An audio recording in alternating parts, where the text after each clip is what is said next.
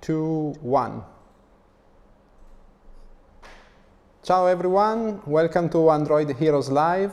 My name is Enrico Beraldo. I'm working at the Advento Live team, the producers of Droidcon Italy, Android Heroes, Swift Heroes, and many other shows. Today is the fourth episode of our show, which started back in May this year, and it's the second last before the fifth and last in October, and then the biggest show of the year, Droidcon Italy, of course. Android Heroes Live is a show that brings together our strong community of Android developers and has reached a wider audience worldwide. Today is a special pleasure for me to introduce our speaker, our guest speaker, because the whole series has been sponsored and supported by Bluetooth since the beginning. And today our guest speaker is exactly Martin Woolley, a Senior Developer Relations Manager from Bluetooth SIG. Martin, how are you? Can you hear me? I can hear you fine, thank you. Yeah, I'm feeling good today, thank you. How are you today? I'm great, thank you. Glad to be here. Okay. Thank you. Are you ready for the speech? Yes. Absolutely, yep. Okay, Always great. ready. So look, after your talk, we'll be joined by our expert, Marco, from Synesthesia. He is our Android tech leader. While we wait before we start, I was curious to ask something from you, because we've been talking in the past with you about remote presentation. That was actually well before COVID came in. And I know you have some thoughts, especially about the advantages and also some disadvantages of this. So can you let us know more thoughts about this, please? Yeah, sure. I think originally I was discussing remote presentations and the pros and cons because of concerns I had about carbon footprints. I think conferences probably have an enormous carbon footprint. I travel a lot and speak at a lot of conferences, so this bothers me. I was in the habit of buying what are called carbon offsets after every time I spoke at a conference. So basically I'm paying for trees to be planted to help offset the carbon I was producing. But it was on my mind, so I think the future is probably hybrid conferences, mostly online with some face-to-face. But we'll have to see. COVID has obviously kind of pushed us into an online world anyway, so maybe that's a good thing in some respects. Io sento il play.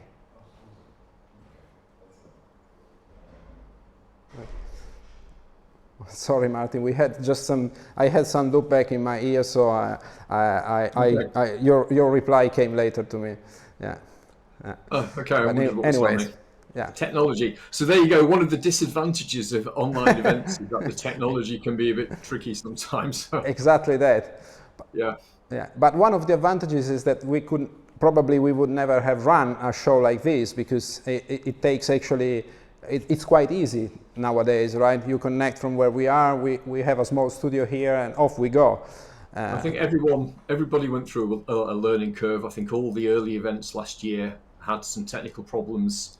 But things got better and better as organizations like yours had more practice at organizing and running online events like this one. So yeah, I think it's definitely the future. Yeah, we totally agree on that. That's also why we decided to have Droidcon Italy full digital for this year. Great. It's one of the things. Anyways, I think it's time to start, and so we're gonna run a quick intro with a Bluetooth slide, and then after that, off to you, Martin, and I'll see you in a bit with Marco. Okay, good, thank you. Okay.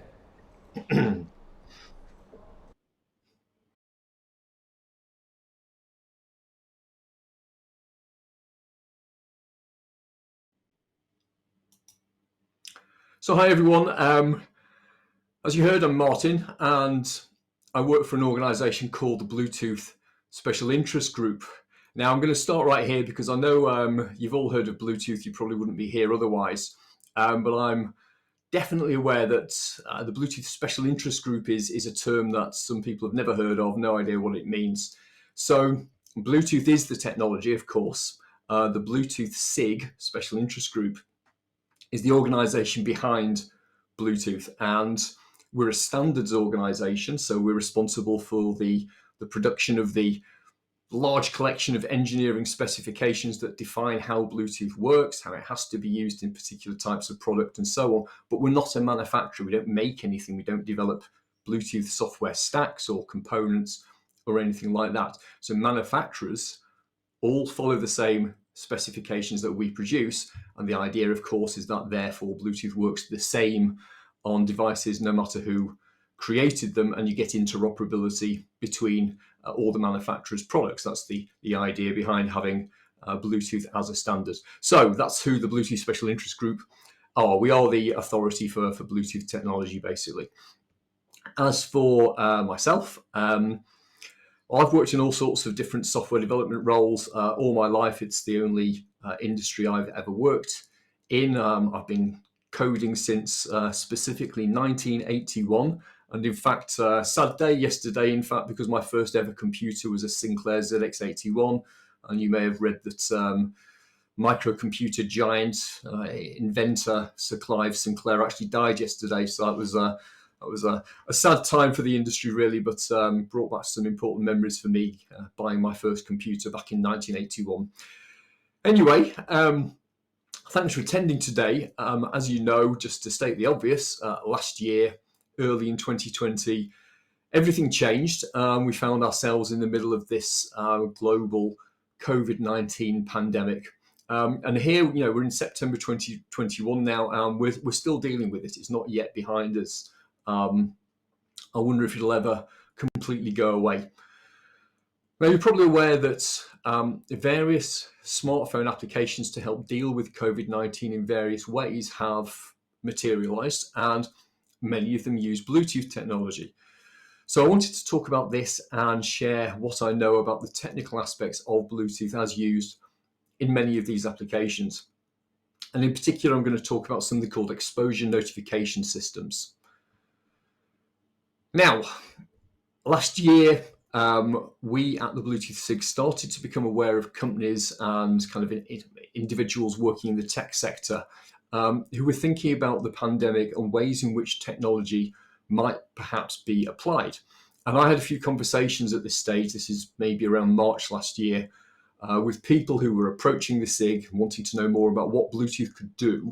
They could see there was some potential for using it in some way, but maybe were not particularly experienced in using Bluetooth. So I had those kind of early stage discussions to help try and guide people in terms of what was possible, what was not possible.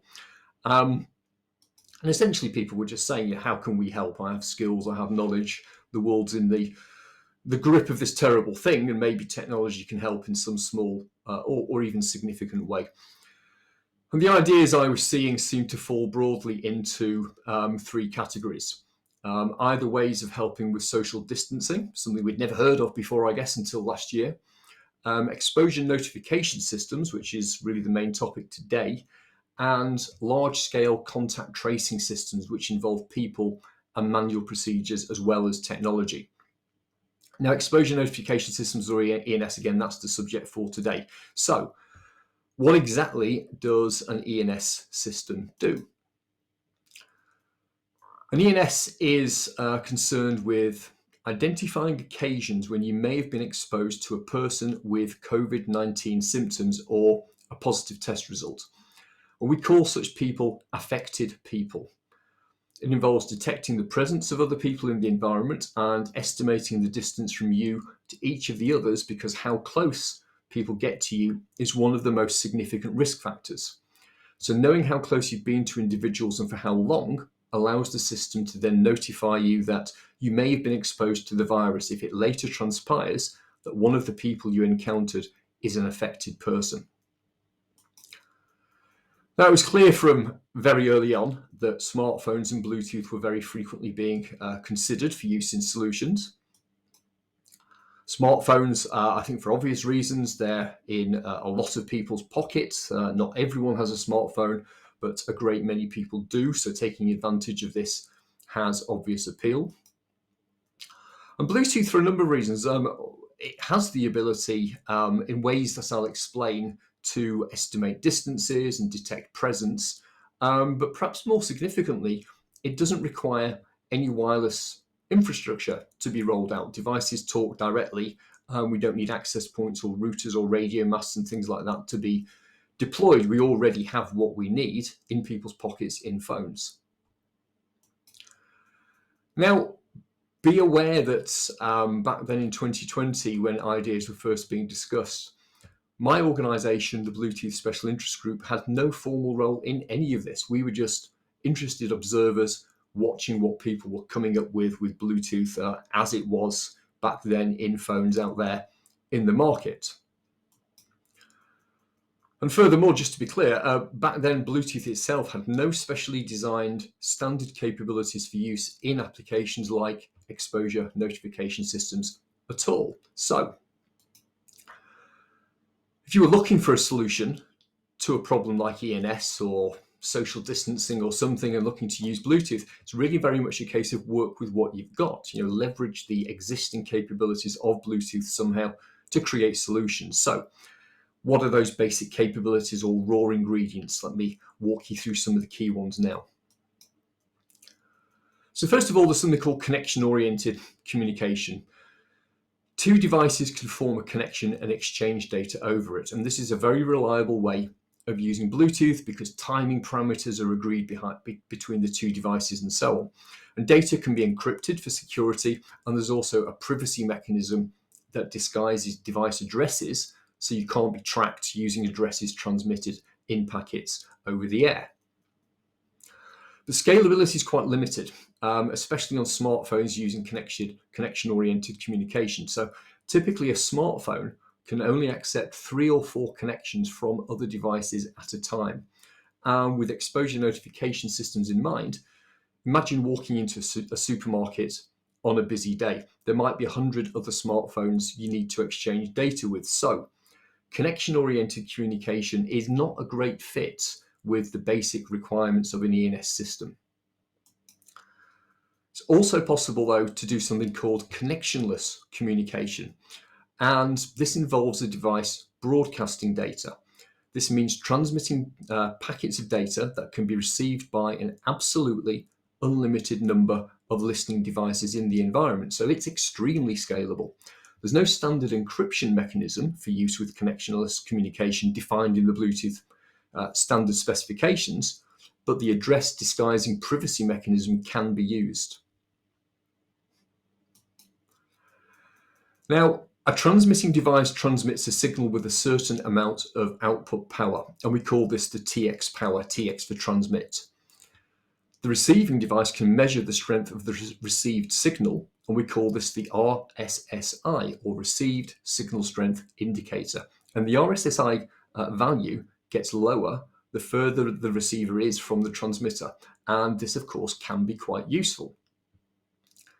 So the way in which the RSSI decreases with distance from the transmitter is not linear. In fact, it follows an inverse square law. So this is physics. And if you know what the TX power used by the transmitter was, you can subtract the RSSI from the TX power to obtain something called the path loss or attenuation. And this can be used in conjunction with the inverse square law to perform a path loss calculation to estimate the distance between two devices. So that's clearly useful with our ENS requirements in mind. So armed with these kind of raw ingredients, this is how an exposure notification application can work in simple terms. So once again, imagine several people in a supermarket, all with an ENS application on their smartphones. So each device will periodically broadcast a unique ID and a value that represents the transmission power level being used. And this is called beaconing, and it's a way of saying I'm here and this is who I am, and here's some other information to the other smartphones in the shop. Now, other devices receive the broadcast information and can then use the RSSI and the TX power values to estimate how far away the broadcasting device is. Now, each device will interleave broadcasting beacons containing its own unique ID with listening for beacons from other devices.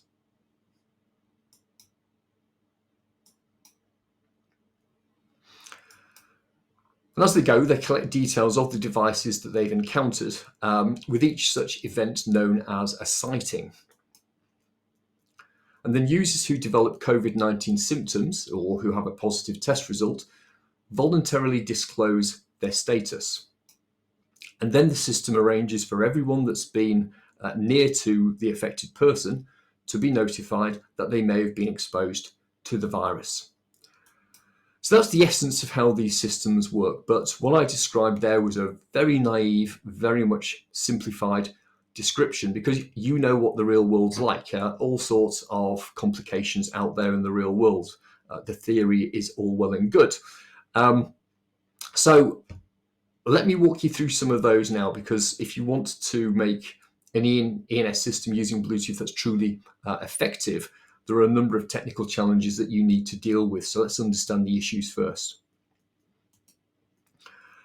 So distance estimation and accuracy. So I read lots of things in the press early on last year saying that Bluetooth and distance estimation is very, very inaccurate and can't possibly be used, and so on. And the fact is that the results that you will achieve in determining distance can be very variable. It depends how you do it. Bluetooth itself today has no distance measurement capability defined for it. So you're using a fairly low level technique, and there are good ways of doing this, and there are definitely bad ways. And I've seen some really bad ways of approaching this that just don't work.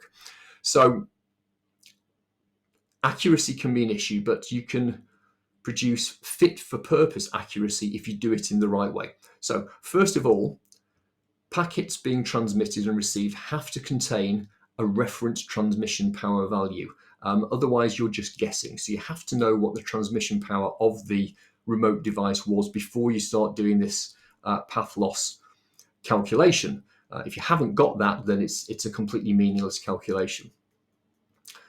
Now, where ENS systems are concerned, we're interested in cases where users are relatively close to each other. You often see 1 or 2 meters cited as the sort of threshold.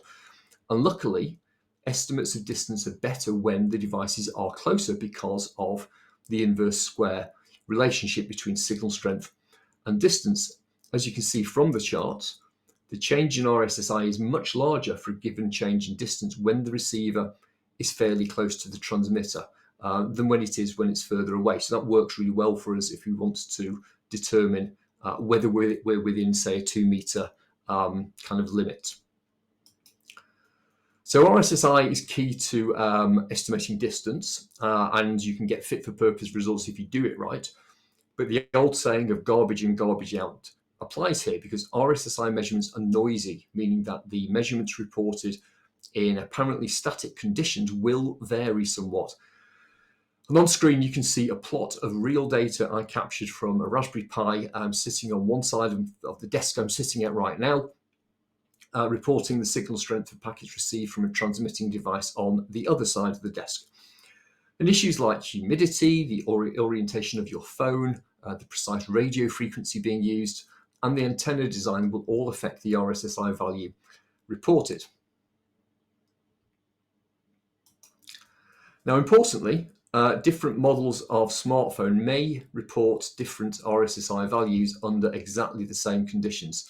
So consistency across models can be a challenge, and there are tens of thousands of smartphone models out there. Calibration is clearly the answer, and I'll get to that in a moment. So privacy is an issue as well, and it kind of means different things in different contexts. It's a security issue, and in the context of ENS, what we're talking about is malicious users kind of monitoring packets transmitted over the air to try and establish patterns of user behavior, usually over extended periods of time. And they do this by capturing transmitted data, transmitted packets, and using addresses or other static data in those packets to track the movement of devices and by extension their users. So any static or only occasionally changing data transmitted by your phone constitutes a privacy risk. And this applies to any wireless technology, by the way, not just Bluetooth. Now, Bluetooth broadcasting involves a procedure which is technically called advertising. And when advertising, small packets of data are transmitted regularly. Now, how often they're transmitted is called the advertising interval. And devices that are listening for advertising packets, they perform a procedure called scanning. And how often they scan is called the scan interval, and how long they scan for is called the scan window. Now, advertising doesn't use much battery power, but scanning can, depending on these parameters. So in writing any Bluetooth application of this sort, actually, including ENS, you have to think about how quickly you want an advertising device to be detected by scanning devices, and usually balance that against the need to not use too much battery power.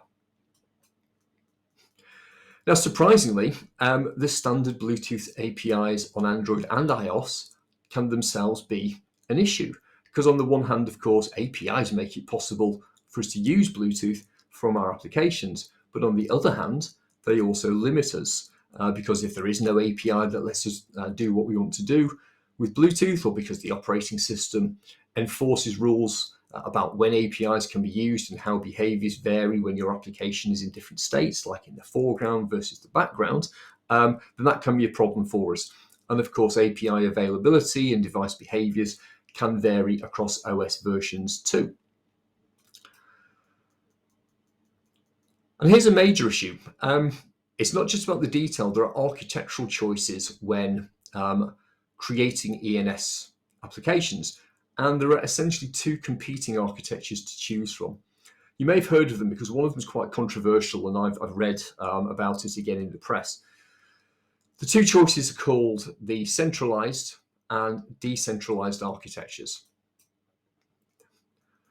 So the centralized architecture is built around a cloud-based service run by a government public health authority, and devices detect encounters with other devices by receiving device IDs in Bluetooth advertising packets, and they report details of every device they encounter to the central server, which accumulates a very large database of every sighting made by every device. In other words, it builds up a picture of who is getting close to who. Now, COVID-affected users must declare their status to the server in the centralized architecture. And the centralized server evaluates its database at intervals, and it makes all the decisions about which users to notify if it seems that they may have been exposed to an affected user. So all the intelligence, all the processing sits there with all the data in that centralized server. Now, with the decentralized approach, users still have to report to a public health authority server when they have symptoms or a positive test, but that's where the similarity with the centralized approach ends. Because periodically, all devices download the IDs of those devices that have declared themselves affected by COVID.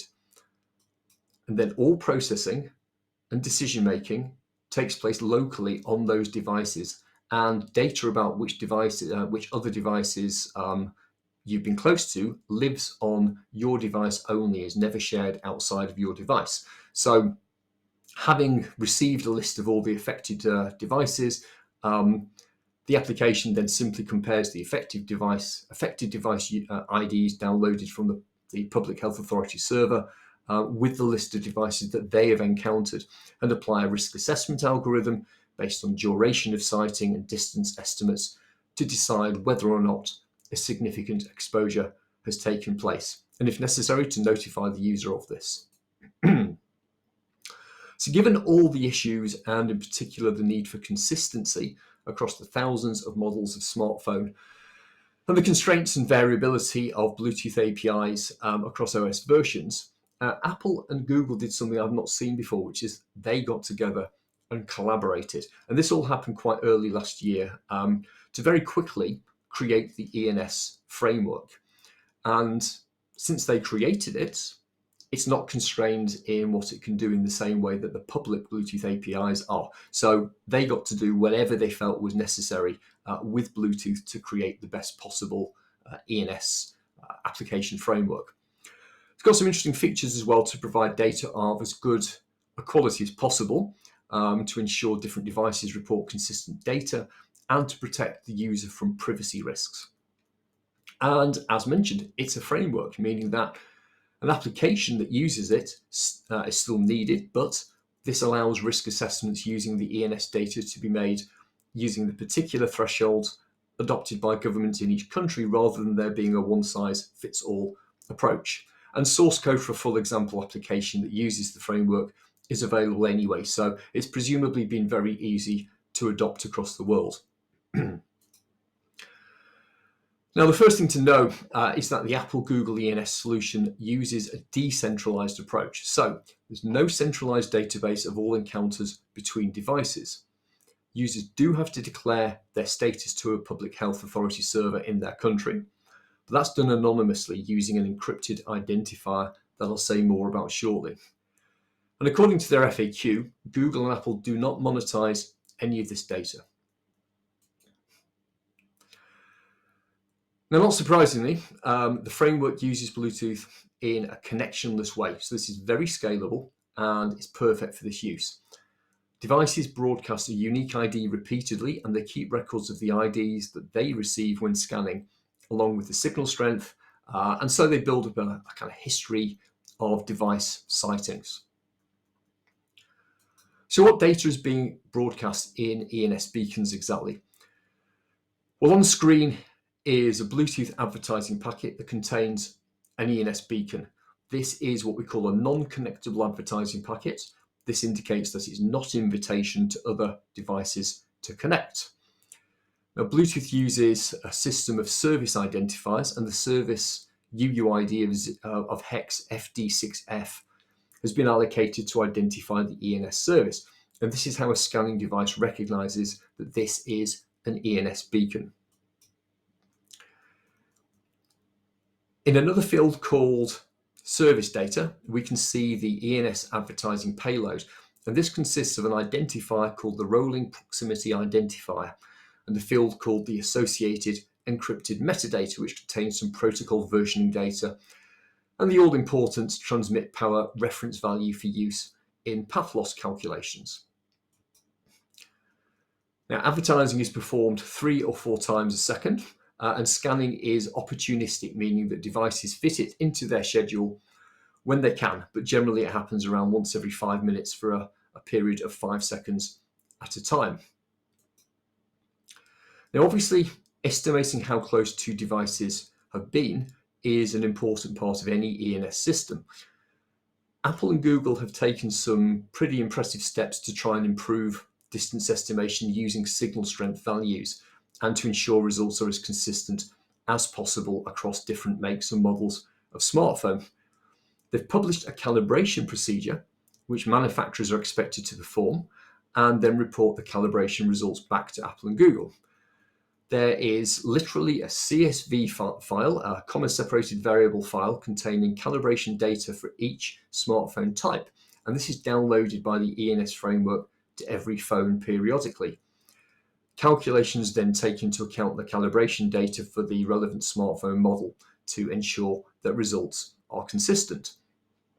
And there's a kind of rolling average going on as well in the sort of data used to perform distance estimation, and this smooths that data as well, which, given the noisy nature of RSSI readings, is a good idea.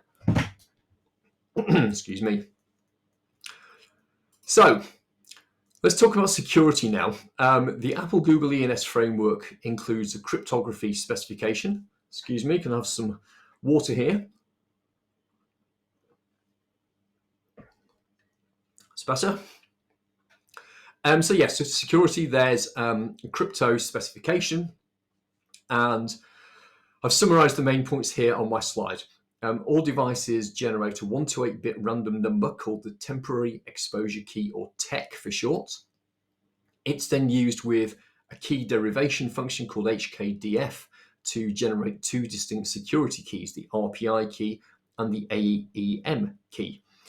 The RPI key is used with the AES algorithm to encrypt a fixed string value plus a number called the EN interval number, and this gives us the rolling proximity identifier.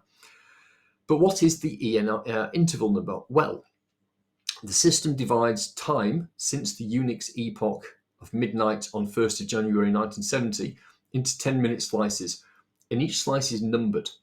The EN interval number is the counter number for the current 10-minute period.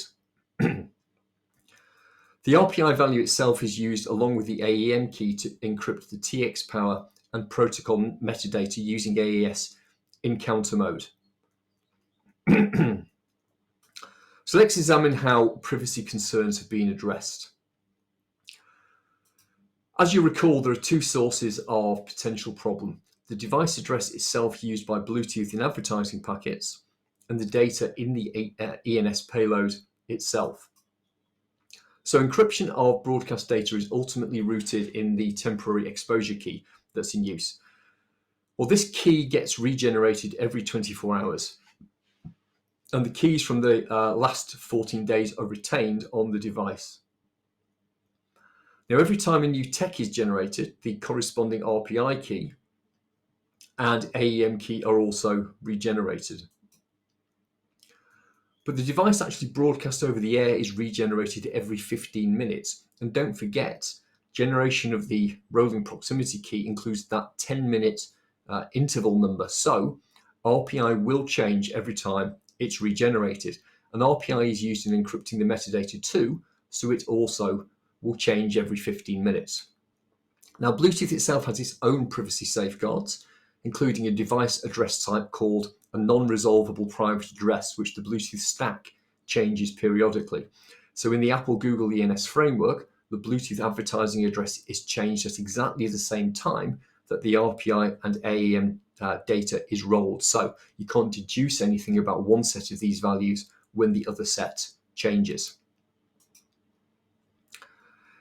Now, when an affected user voluntarily declares their status, their temporary exposure keys from the last 14 days are uploaded to their public health authority's server.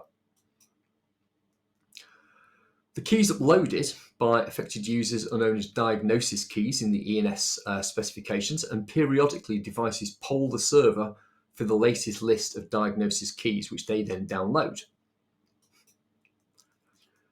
They then attempt to decrypt the rolling proximity identifiers of devices they've encountered and make a note, made a note of locally using each of the downloaded diagnosis keys. If successful, this means that the user has encountered another person who has at some point become an affected user. The application using the ENS framework then applies some local risk assessment criteria involving distance estimations and encounter durations, and if necessary, then notifies the user that they may have been exposed. And again, all of this happens on the local smartphone, so it's nice and private. Okay, so hopefully I've given you a solid understanding of how the Apple-Google ENS framework works. But what about the future? It's terrible to think about, but this is probably not the last pandemic. And of course, this one is not yet over anyway. So is there anything else that might happen, anything we've learned or are working on that might help in the use of Bluetooth technology in this kind of scenario in the future? Well, one thing I can tell you is this. Last year, the Bluetooth SIG established a working group to study this subject and look for opportunities to improve or standardize how Bluetooth can be used in exposure notification systems. And in particular, it was noted that not everybody has a smartphone, especially in certain demographics, certain parts of the world. And that, in fact, some of the most vulnerable groups of people don't. So one of the key ideas that emerged there is to allow relatively cheap wearable devices like bracelets to be issued to people for the wearables to kind of work in pretty much the same way as I've described, same kind of beaconing and data collection activities. So the wearables could then periodically upload and download data from the internet via a smartphone they've been paired with. So the idea is that at least one member of an extended family has a smartphone. Everyone else, young and old, can be issued with one of the small wearable devices. And in this way, more of the population can be protected. And in Singapore, they were clearly thinking along the same lines, because their population were issued with small tokens which serve this very purpose. Okay, so let me leave you with some pointers to resources on this and other subjects which you might find useful. So here are 3 websites that contain ENS information from Apple, Google, and the Bluetooth SIG, respectively.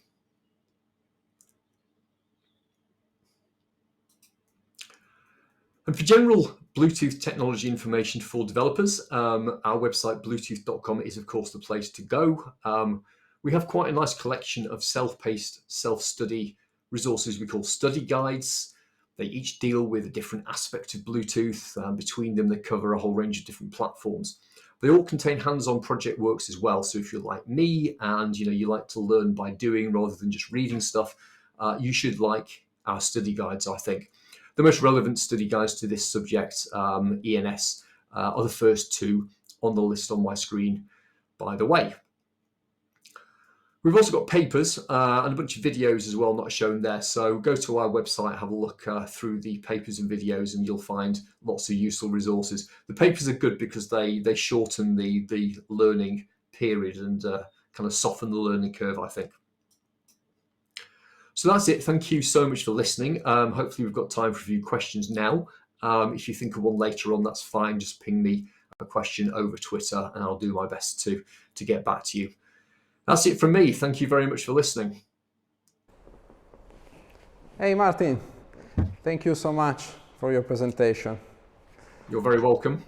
Okay. And also thanks for your availability. You mentioned even later on the next days over Twitter or other channels to be with our guests. Yeah, absolutely. Yeah. Okay, good. So as I said, I'm also pleased now to be joined by Marco Porcaro. He's our Android tech leader at Synesthesia. Ciao, Marco. Hi, Marco. Nice to have you Martin. here. Hi, Enrico. Can you hear us fine? Thanks, Martin. Yes. Okay, good. Can you hear me? Marco, I'm happy to have you here because, as you know, I'm not a tech expert. So the only questions I can ask to Martin are general questions. So I'm sure you have followed Martin's presentation. Anything you want to start from with Martin to ask, to discuss?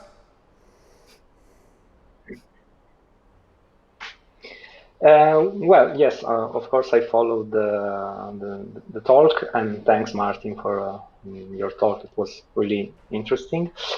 And I have some questions, some more technical and some more, let me say, philosophical about this all the exposure notification system.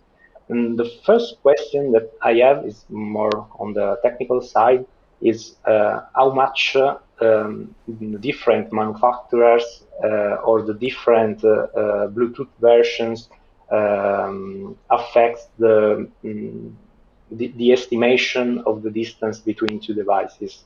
I mean, you said that there are really a lot of things that can affect the precision of this estimation, but what is that affects the most this value, this precision?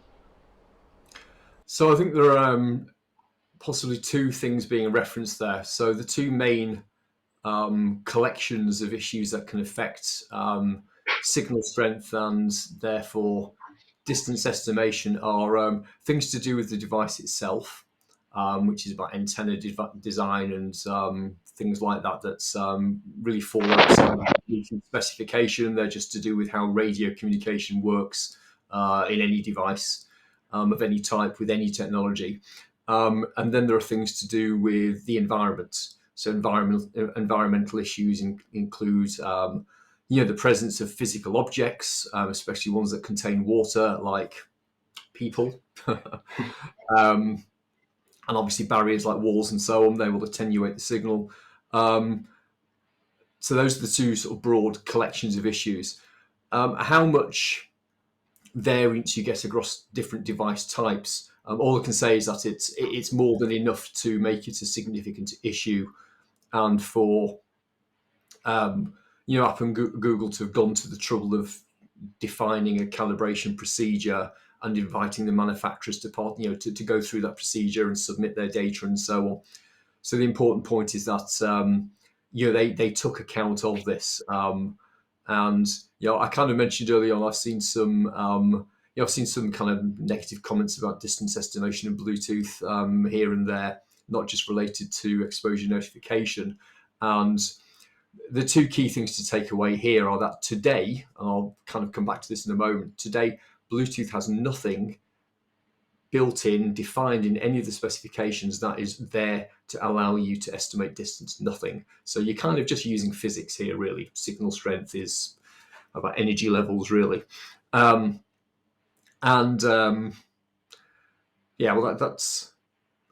Oh yeah, sorry. And consequently, there are informed, intelligent, effective ways of using that raw material to produce reasonable estimates of distance, and there are very kind of low quality, poor ways of doing it. And I mentioned some of those. You have to know what the transmit power was of the transmitting device.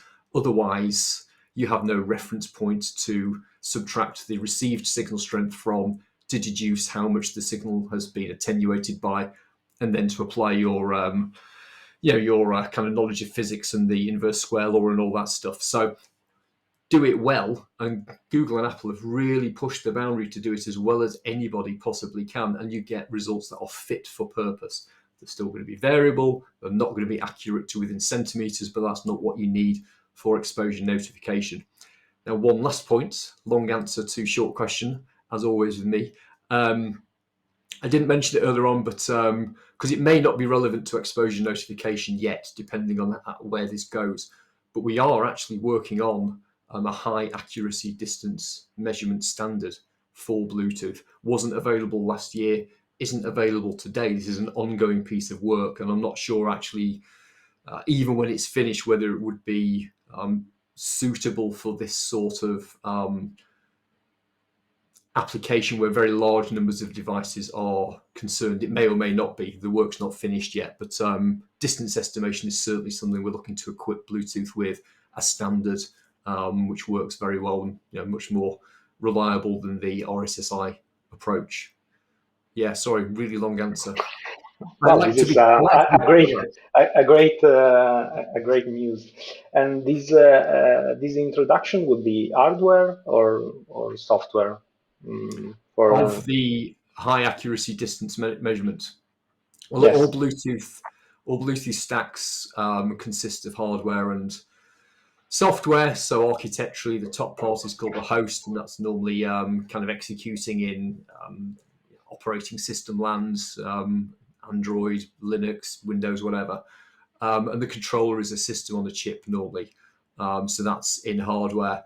Technically, it's sometimes possible to upgrade the firmware that lives on that hardware, that system on a chip, but usually it's not possible once it's been deployed.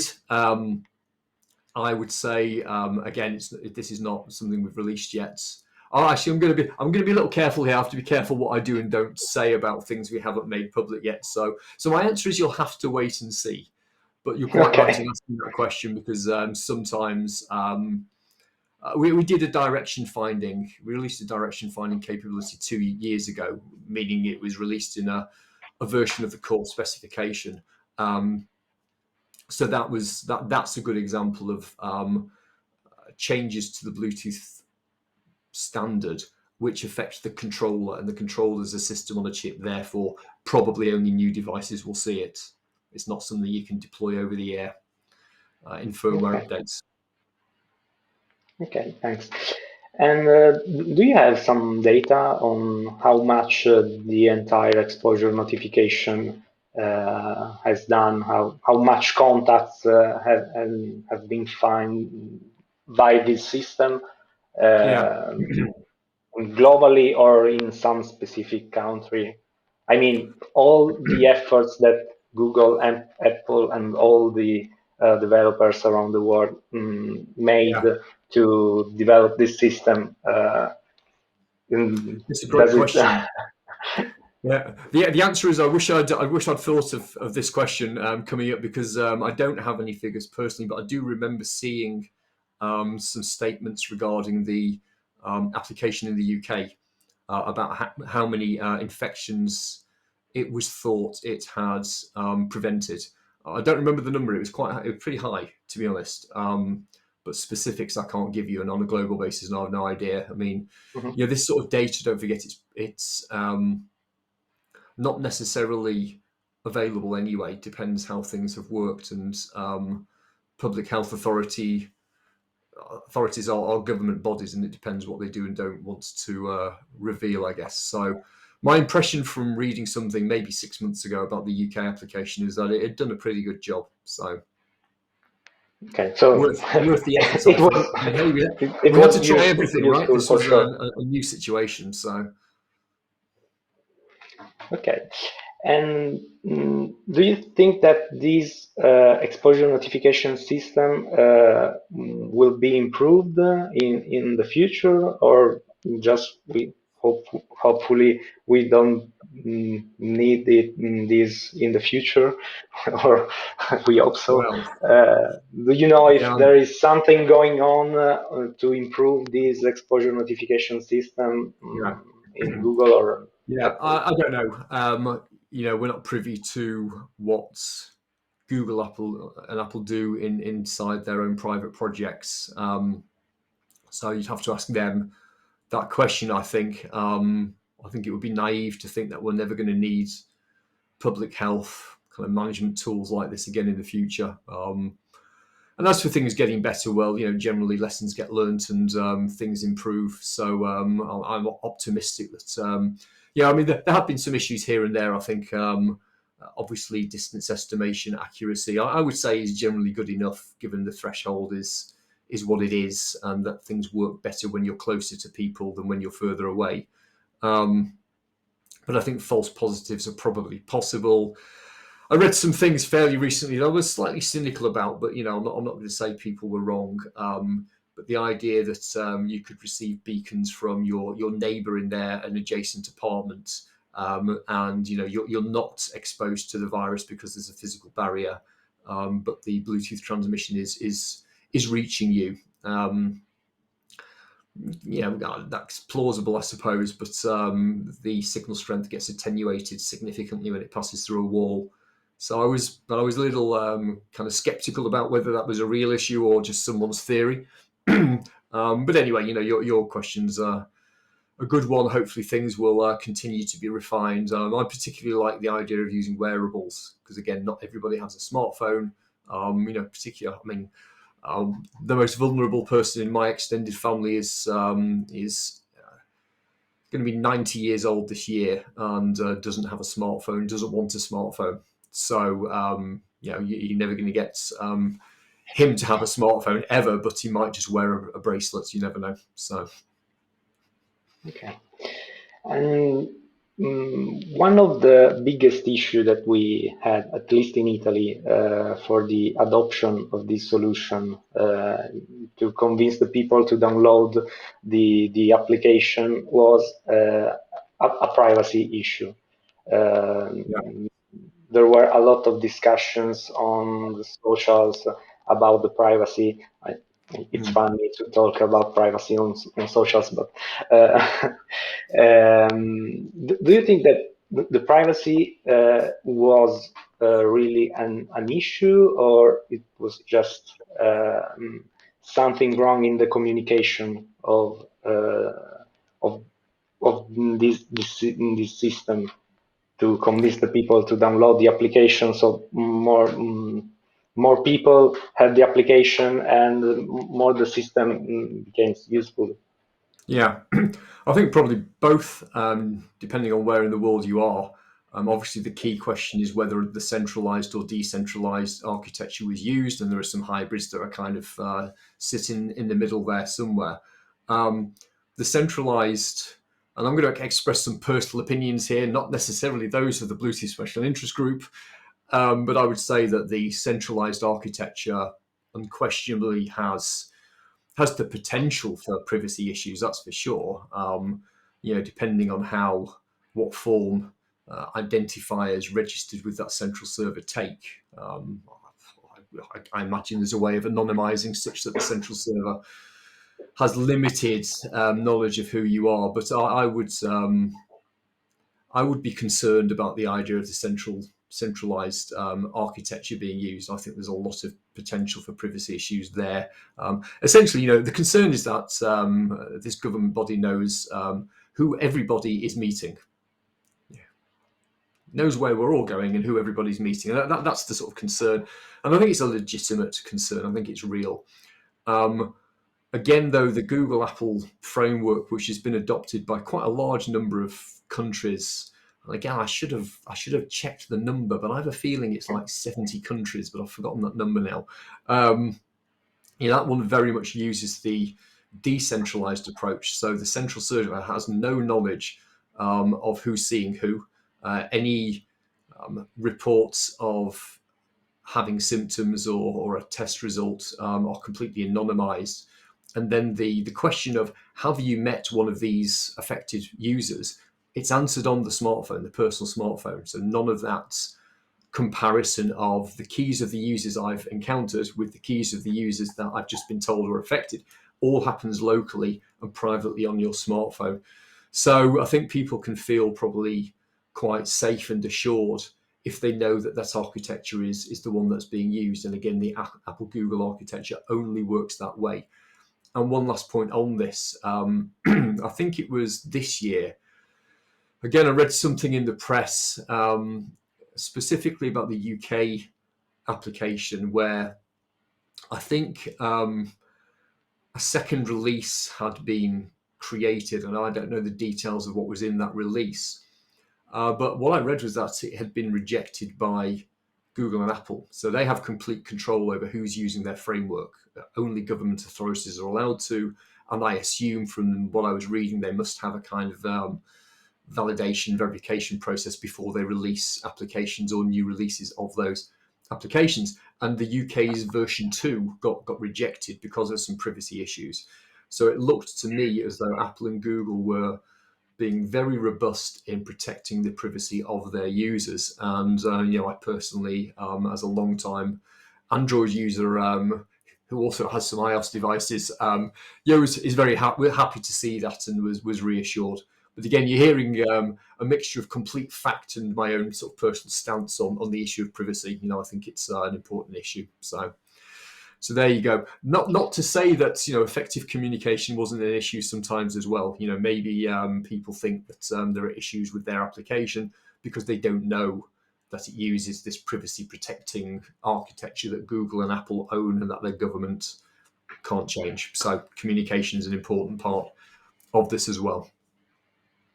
Okay, thanks. And I have just one more question, and I think that one of the things that contributed more to scare the people about this system was the permission that was the location permission that was required initially to adopt this system, especially on Android. There were a lot of concerns about this, and the fact that Android asked you to give the location permission. But now in Android 12, that things will change because there will be a new Bluetooth permission that is separate by the location permission. Do you think that, are you happy with this change? Do you think that this can be useful to increase the adoption of a system like the exposure notification one? Yeah, I am. I think that's been an issue for a long time, actually. I mean, I understand why the use of Bluetooth was kind of classified as a location request for permissions purposes. The fact is, though, that using Bluetooth alone doesn't allow anybody to track you. The reason I think that they did what they did was because Bluetooth beacons, which are devices that get installed in shopping malls and airports and places like that. They essentially use your proximity with a given beacon to deduce your location, so they can give you some interesting, useful information like, you're late for your flight, please start running, or there's some cheap tennis sporting equipment available in the shop that you're currently in. So from that point of view, Bluetooth can be used in location systems, with multiple parts. So I guess that's where they were coming from. But just because you're using Bluetooth doesn't mean that location has anything to do with it whatsoever. And I guess in most cases it absolutely doesn't. So that separation sounds like a good move. I think seeing location as a permission that's being requested, quite naturally to someone who's not technical, doesn't know what's going on under the hood, it's immediately going to make you think, oh, it's tracking my location. I mean, that's a normal response. So I'm glad that's being changed. Okay, thank you. You're welcome. Thank you, guys. Thank you, Marco, for all your questions. Actually, Martin, I also had one from my side regarding kind of a time machine play. If you could go back in time before COVID, what do you think Bluetooth could or would do differently? Interesting question. Let me just look for my time machine. I'm sure I put it around here somewhere. Well, I suppose the obvious answer to this hypothetical question about a non-existent time machine, honestly, I haven't got one, would be for there to be, I mean, in an ideal world, I guess, there would have been a standard for exposure notification systems anyway. Had there been a standard, then there wouldn't have been any elapsed time to ramp up and create that framework and make it available to governments, for them to write their applications, for them to deploy them and persuade their populations to use them, and so on and so forth. So in an ideal world, all this stuff would have existed before February, January, or whatever, 2020, and it would have just been a case of rolling out the application or activating them or something like that. But it didn't. And I suppose in an ideal world, had there been a mechanism, a standard in Bluetooth technology, those raw ingredients which enabled high accuracy distance estimation to be reliably measured at scale as well. That's the other issue here. We're not talking about measuring the distance between one Bluetooth device and another, which is a relatively straightforward thing to do. You have to be able to do it at scale. Back to my supermarket scenario, or even more significantly, a music festival, with hundreds and hundreds of people around you. Had there been such a thing in existence before the beginning of last year, then we, the world, would have been in a better position to react more quickly and deploy tools.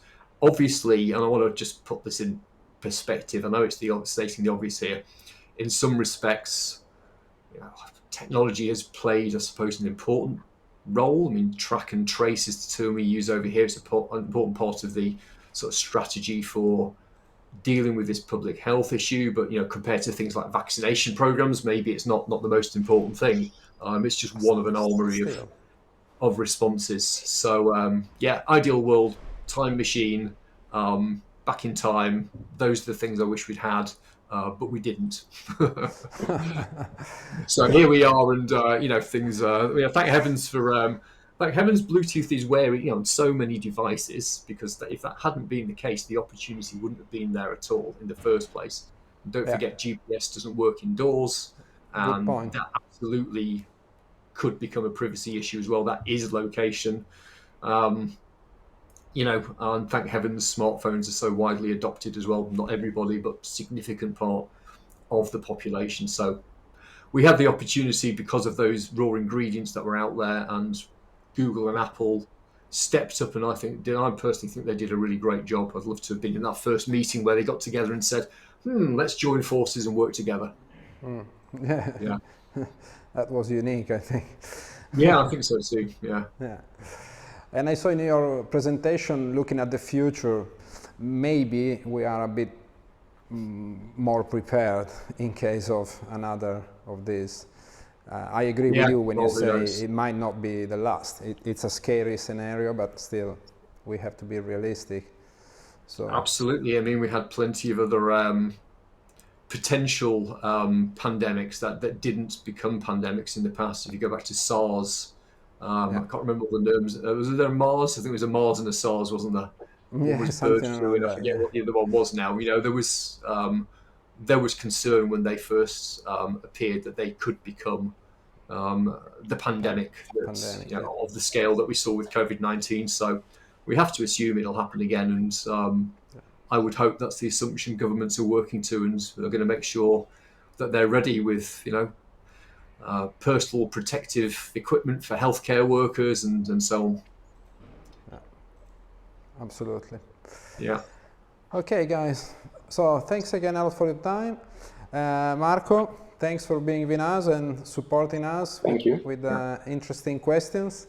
Martin, thanks a lot for your continued support, both from you and from the Bluetooth family. Yeah, no problem. And thank you, guys. I'll see you both at Droidcon Italy for sure, if not before. Okay. Thanks a lot, guys. Take care. Thanks. Ciao, guys. Thanks, Have Martin. a nice day. Bye-bye. Bye. Okay, and thanks everyone for following us. This was Android Heroes Live episode 4 with Martin Woolley from Bluetooth. The whole series is sponsored by Bluetooth, and today we had the pleasure of hosting their speaker. The next episode will be on October 15, another Friday. Is a big surprise coming on as a speaker.